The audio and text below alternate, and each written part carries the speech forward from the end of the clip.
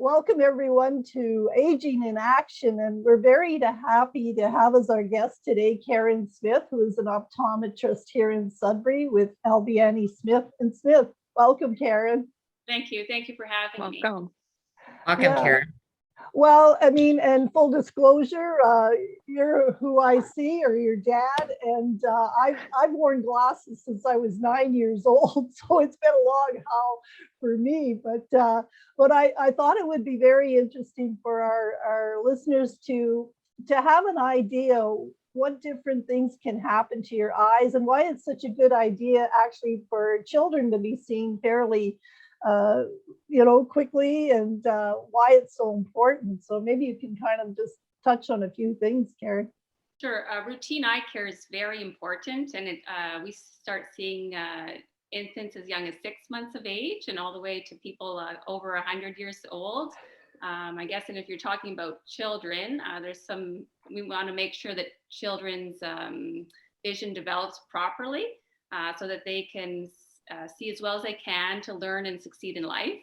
And I guess if we're talking about eye health in children, when we're looking at that population early on, we want to make sure there's no congenital cataracts or cancers such as retinoblastoma, large refractive error, or eye turns like strabismus, because those can impact how your vision develops over a lifetime. And they have to live about the age of 6 to make sure they have the best vision possible to move forward and do everything that they want to do in life. And then we see children and young adults and want to make sure that they're seeing as best they can. And then there are a number of eye diseases that can impact your vision over a lifetime. And many of those are symptomless until it's too late. So that's why routine eye care is rather important. Yeah.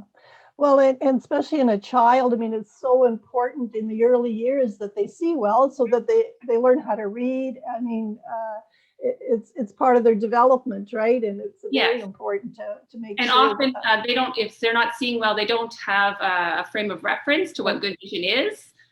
So that's why routine eye care for children and adolescents is important as well. Yeah. So, Karen, is there an age that parents should start thinking to start bringing their child to, get their eyes checked regularly? Like, is there toddler, preschooler? What's usually the best advice you give new parents? Every child should have their eyes examined by the age of 6 months. I actually have a sign in my office to try and promote that. Oh. And most people wouldn't know that. And that's those 4 things that I indicated earlier. Those have to be found early on in order to make sure that everything is okay. And then I see children annually after that on a routine basis. Yeah. So 6 months. I did not know that. And they used to say 3 years, but no, we start to see infants at 6 months. Well, the earlier, the better. I didn't even realize how, because a child can't speak, how are they supposed to tell you? They can't read those letters on the boards, right? Like, I know that sounds really silly, but yeah, there's objective measures. So I can look at prescription and eye alignment, and the child doesn't have to do anything really. And I'm looking at eye health. We need some cooperation. Sometimes it is a little challenging, but we make it work and make sure that everything is healthy. Well, and certainly as we age, different things come up. And I mean, of course, I'm very nearsighted, so absolutely have to have glasses and contacts over the years. But one of the things that sort of was shocking to me that happened in the parking lot at Costco, it ended up, I thought I was having retina detachment, because I just all of a sudden, one eye completely, all these bunch of little black dots. And it turned out that it was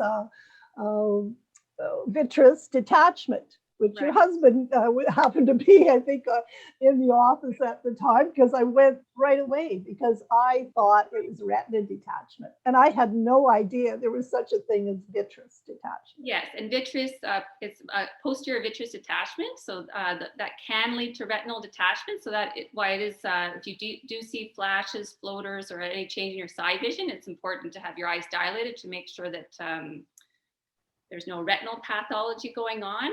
And what happens in vitreous detachment is that as you age, the vitreous is the back 2/3 of your eye, and it keeps the shape of your eye. And as you age, that gel becomes more liquid and condenses down, and a piece called the Weiss's ring will break off. And it happens all the time. We see that weekly, if not daily, and we reserve spots to dilate people's eyes that it's happening to. But when that piece does break off, the vitreous is abutted right up against the retina, and it can take a piece of the retina with it and make a retinal hole, break, tear, and that can lead to a detachment. So if that's the case, we need to find it early, because a hole, break, or tear can be fixed here in Sudbury with laser surgery. But if you leave it, that can turn into a more serious detachment where the entire retina comes off, and that's vision threatening, and you'd have to go out of town and to have that fixed. And it is much more serious. Well, definitely was scary. And now I've had both eyes, and it just so happened your husband was the second time, and it was different though. So, but anyway, it all worked out, and I'm just shocked that I can still see. I thought if something like that happened, oh boy, but yeah, so it's interesting, the pathology of it all, and anyway, And that floater it's always there, and ideally gravity will take it out of your line of sight so you don't see it as often, and you do learn to ignore it a little bit as well. Yeah, I've got one kind of lava lamp thing going on in one of the eyes, but you're right, your brain sort of gets used to that and ignores a lot of it, I guess, because I don't really notice it most, except for the one eye. But it is a little more risky when you're more nearsighted, because your eye is longer and then the retina is stretched out a little bit more, and so then you're at a higher risk for a hole, break, or tear. Yeah, well, I know who to call. So Karen, I know most of us in our healthcare environment, coverage wise, we usually go every 2 years. Now, my husband's a diabetic, so I know he goes every year to have his eyes regular, checkups. Why is it so important with some individuals that have chronic illness or disease to have those, I guess, checkups annually versus most of us are every 1 to 2 years on average? Yeah, we do follow pathology more carefully. And in the case of diabetics, the longer you're diabetic and the more poorly controlled your blood sugar is, then you can develop diabetic retinopathy. And that's where your blood vessels in your retina, they become a little bit leaky, and you can get hemorrhaging and fluid leaking. And it can be vision threatening as well. So for diabetics, we look to make sure there's no proliferative diabetic retinopathy, such that new blood vessels are forming, or that there's enough fluid in the macula that would require treatment. And so as an optometrist, we would refer to ophthalmology for that. And in the past, they do some laser treatments in order to cauterize the vessels and stop the bleeding, so it doesn't get worse. And there are some injections that you can do for edema. Yeah, that's actually what my husband, also diabetic, and he gets the injections every now and then, and it freaks him out every time, for sure. It's not nice to see this needle coming at your eye, but it has saved his eyesight too. So there's wonderful treatments available for many of the eye diseases, but you have to know that you have them. So another big eye disease that is glaucoma. It's termed the sneak thief of sight, because you would never ever know you had glaucoma, and you can lose your vision very gradually over time until it's gone, unless you had routine eye care, where we look at the optic nerves to make sure that they're healthy, and we do visual fields and check eye pressure, and then there's some imaging that glaucoma is thinning of the nerve fiber layer, and OCT technology now we can measure that, and so. If you have a thin nerve fiber layer, that's glaucoma. And an OCT will show thinning of the nerve fiber layer 5 to 6 years before you lose vision. So before we had that technology, we would just do fields every 6 to 12 months, hoping that you didn't have field loss in the characteristic patterns of glaucoma. But once your vision is gone, you can't get it back. So this way we can treat prior to any vision loss. As long as you go for routine care, right, and know that it's there. Is that puff test that you do the little bit of? That's one form of measuring eye pressure or tonometry. And there's a number of different ways to measure it, but that's very common. Yes. Okay. Yeah. And interestingly, everyone talks about pressure and glaucoma. Pressure has actually been taken out of the definition of glaucoma, because you can have normal pressure and still develop glaucoma, or you can have high pressure and not develop glaucoma. So it's relative pressure that we have to figure out in order to stop progression of disease. Well, I have a question, Karen, and I know I was talking to Joy and Gwen about this before. So my entire life, I've never worn glasses. Okay. And then I hit that number age, and all of a sudden, things started shrinking in my, if it was within my hand distance, and now I can't read a prescription bottle if my life depended on it. And I'm just, why does that happen? Like, is that just a natural part of aging, or did I do something wrong? I think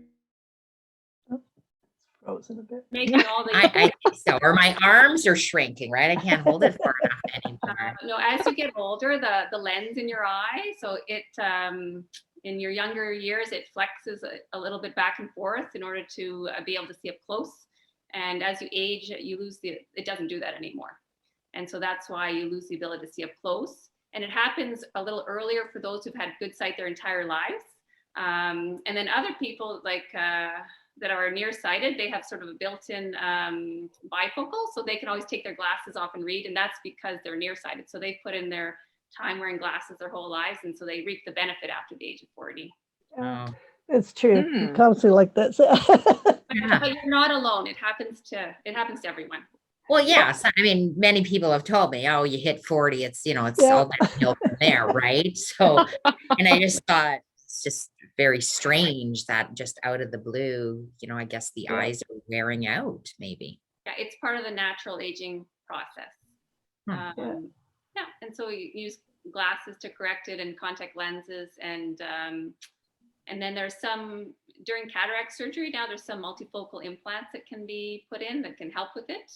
So yeah, I think that's the one surgery that I think scares me more than anything in the world, is the whole they don't put you to sleep for that. Yeah, don't be afraid. Cataract surgery is very routine, and generally things go very, very well.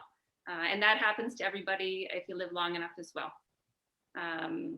You can have cataracts. There's 5 layers of your lens, and you can have cataracts in all the different layers. And the center part is usually you get nuclear sclerotic cataracts with age. And then there's also some that can occur from trauma on the back surface of the lens. And then you can also be born with cataracts as well. I think I mentioned that before. Oh, wow. So Karen, I have to ask before Gwen jumps into a question. I'm sure she's got one.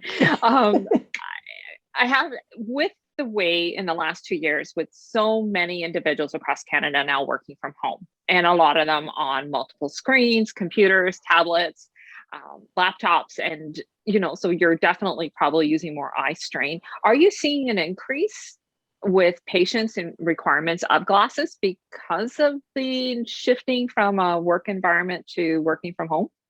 Yes, and in the last few years, all age groups tend to be on screens more often. And so uncorrected refractive error can make that more difficult and cause eye strain. So correcting any refractive error that you have can help out. And then children are on screens a lot. And so we encourage people to make sure that kids are outside playing, because it is actually scientifically proven that being outside and playing outside and too much time on a screen can make children nearsighted. So we encourage that to happen. And you do need to take breaks when you're on a screen. So the simple thing of looking away at a distant object every 20 minutes and giving your eyes a little break, it does help. One of the things like sun damage affects your eyes so much. I mean, is that what causes cataracts, or? Yeah, UV from the sun can cause one of the types of cataracts, and UV damage can also contribute to age-related macular degeneration. So that's a disease we see often as well. And that's when the macula is where you get your central vision. And you can have some waste products that build up there and then can make it difficult to see. And then there's another layer of the eye called the choroid that's a blood layer. And if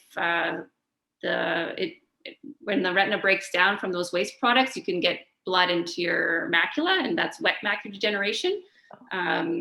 So, and you don't want that to happen because it can be visually terrible as well. So also, can you have melanoma in your eye? I mean, the sun damage can be anywhere on your body, I guess. And yeah, there's ocular melanomas. They're Okay. rare. They can happen. And we do look at, you can have choroidal nevuses, and those very rarely can turn into a cancer in your eye. So we watch those annually as well for changes to make sure that they don't develop into a cancer. And just like any it's like a freckle in your eye, and like a freckle on your skin, it can turn into cancer as well. And you can get eyelid cancers. Yeah, there's all kinds of stuff that can happen with your eyes. Well, and so are sunglasses the best remedy? I mean, a good quality sunglass, is that, how do you any overcome- sunglass in front of your eyes is it's good to wear them. It helps with preventing. I mean, everyone's going to get cataracts anyways, but it does help prevent macular degeneration. So when you're outside in the sun, it is important to wear sunglasses for sure. Okay, great.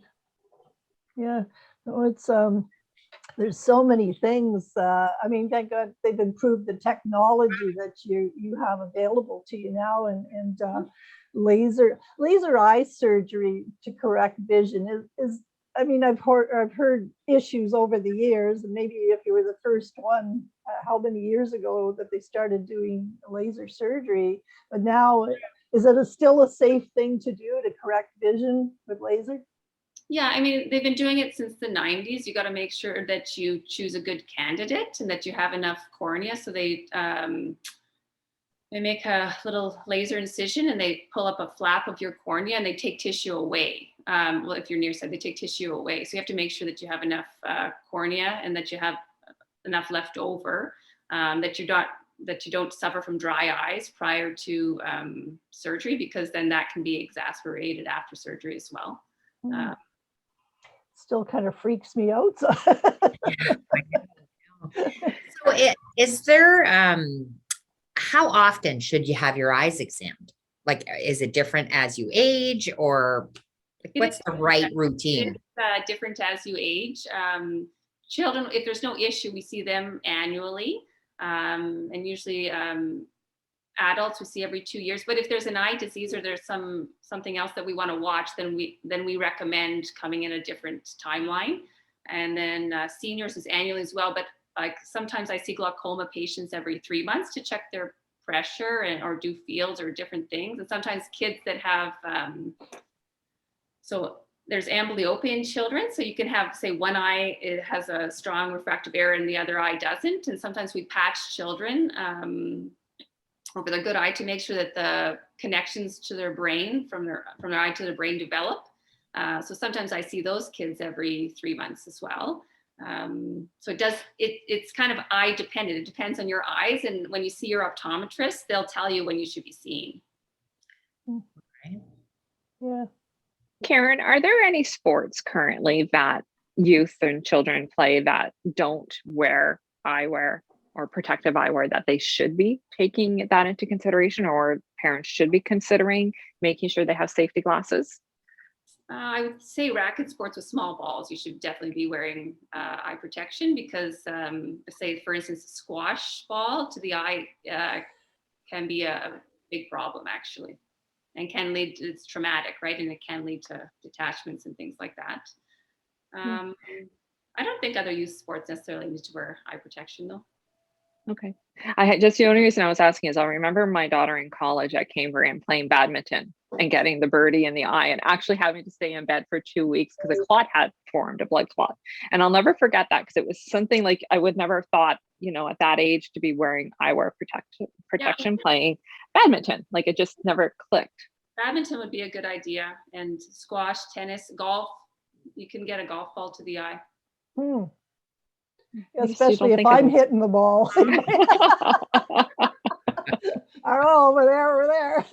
Yeah, so you don't really want a small round object hitting your eye with a lot of force. It's not ideal.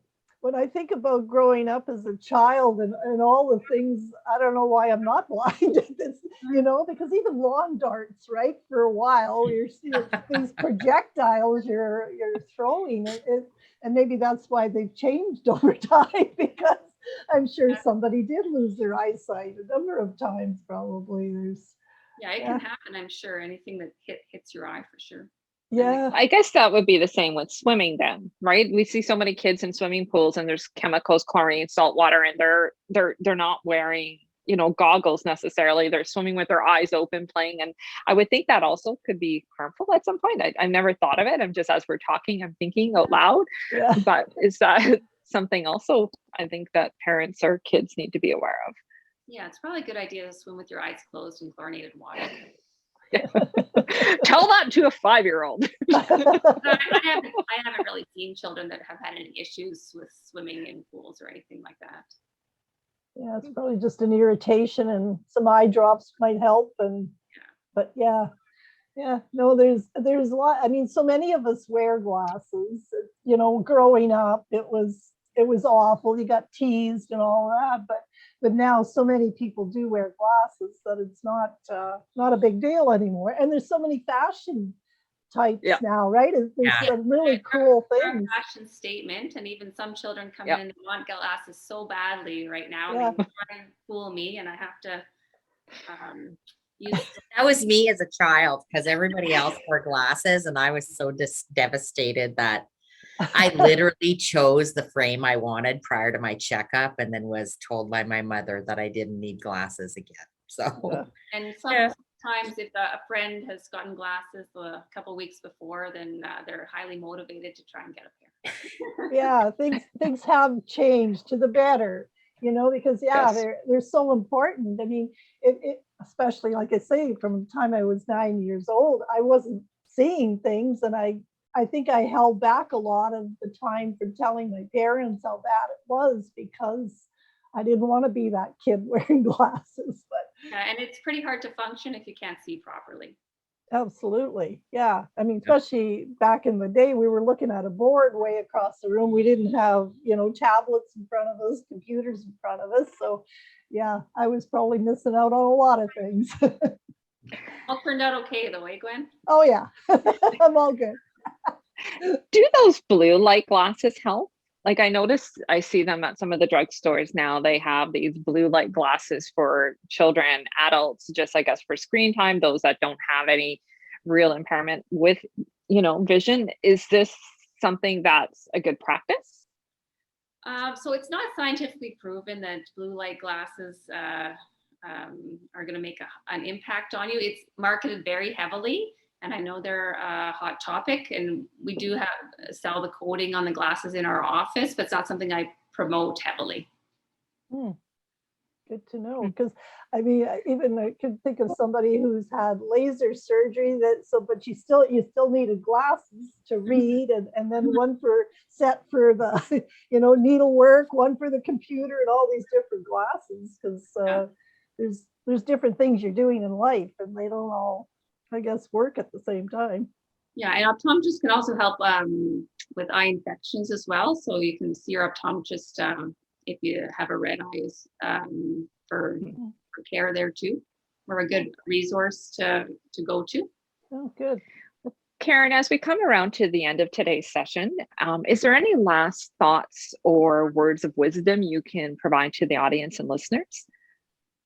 Well, I guess to promote optometry as a profession, because it's important to have routine care to make sure that both of your eyes are seeing as well as they can, and are as healthy as they can be to do all the things that you want to do in your life.